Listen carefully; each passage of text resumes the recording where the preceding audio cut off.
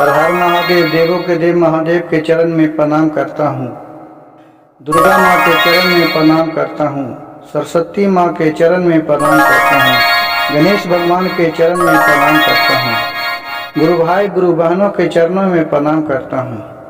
गुरु भाई गुरु बहन, देखिए शंकर या पार्वती जी एक समय घूमते घूमते मृत्यु भुवन पर आए।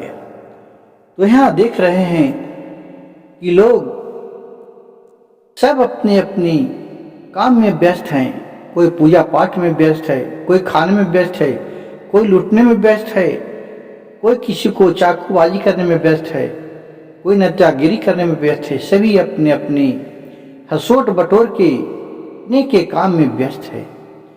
कितनों भी जिसके पास दौलत है वो भी नहीं शांत है, लेकिन जो सबसे शांत है, जो भोलेनाथ का अपने जीवन अर्पित करते हैं।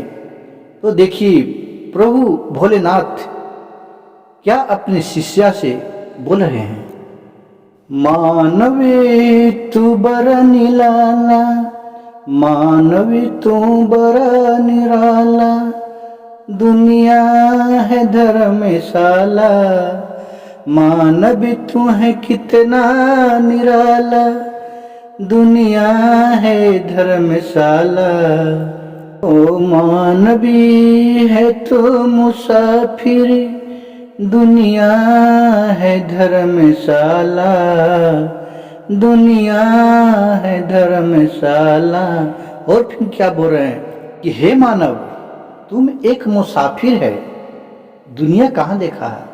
और ये दुनिया है जो जिस तरह एक धर्मशाला है, उसी तरह तुम्हारा जीवन एक धर्मशाला है। कि संसार क्या है सपना, वो भी बड़ा निराला, कि संसार क्या है सपना, वो भी बड़ा निराला।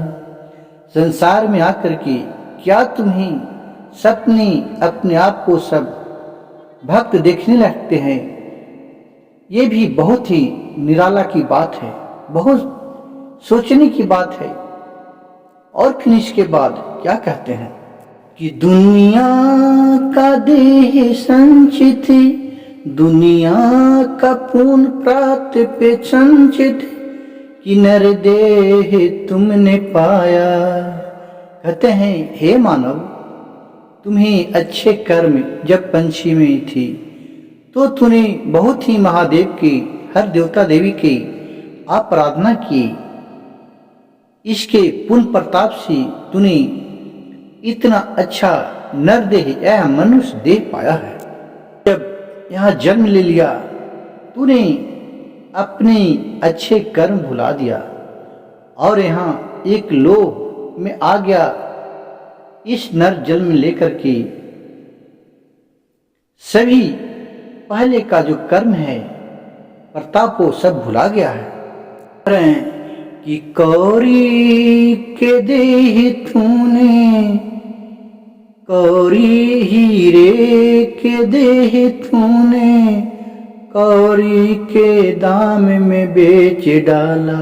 हो रहे हैं हे भक्ति, तूने इतना आराधना करके, इतना पुण्य प्रताप करके, धर्म करके इस शरीर को पाया, मनुष्य तन को, और यहाँ आकर के एक जिस तरह हीरा का कीमती है, उस तरह यह अजीब सा शरीर को तो यहाँ मुंह में आकर के एक कौड़ी के समान, कौड़ी के भाव में सभी पुण्य को बेचते डाल रहा है। जो भी बुरे कर्म कर रहे हैं, उसका कर्म का हिसाब तो देना ही पड़े भगवान के पास। उससे कोई नहीं बचा है और नहीं बच पाएगा। भले तुम यहाँ कितना गलत कर रहे हैं और यहाँ तुम अपने आप को महान गिना रहे, लेकिन जब ऊपर में जाएंगे तो पाई पाई को हिसाब आपको चुकाना पड़ेगा। जो भी यहाँ तरक्की और कुछ होता है, उसके कर्म के हिसाब से होता है। ये उसके खुद भी नहीं मालूम है कि हमने क्या किया है और क्या करने वाले हैं। सब प्रभु का लीला होता है, इसलिए गुरु भाई गुरु बहन अहंकार नहीं करना चाहिए। सदैव जो भी काम करे, ये नहीं कहते हैं कि रात दिन आप प्रभु का सेवा कीजिए। दिन में कहीं भी जिस तरह भी रहिए, एक समय अपने मन ही मन सब देवता देवी को, जिस भी देवता को मानते हैं उनका ध्यान कीजिए, वही नैया पार लगाते हैं।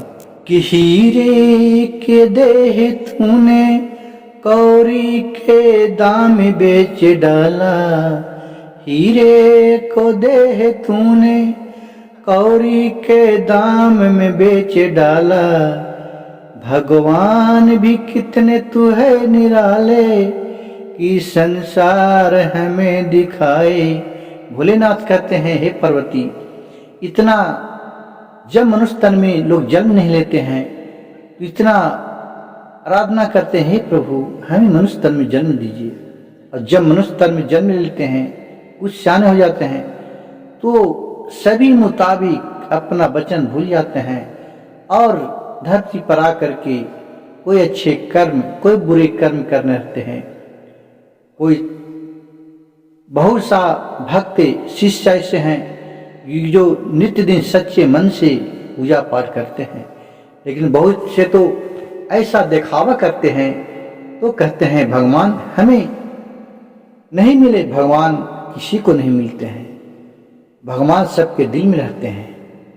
जो जितना उनके पास जाता है वह उतने ही आते हैं।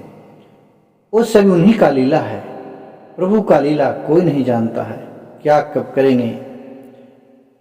ये शरीर है नैन बसेरा, ये कीरा एक है डेरा, ये न तेरा है न मेरा, ये कहाँ तुम बेच डाले। कहते हैं यह शरीर है, एक किराया का घर है, यह ना था और नहीं है, नहीं रहेगा। जब तक घर किराए पर रहते हैं उसी तरह शरीर भी किराए पर है, कब चल जाएगा उसे कोई नहीं जानता है। इसलिए गुरु भाई गुरु बहन अपने कर्तव्य अच्छे करते रहिए, फल देने वाले भगवान है।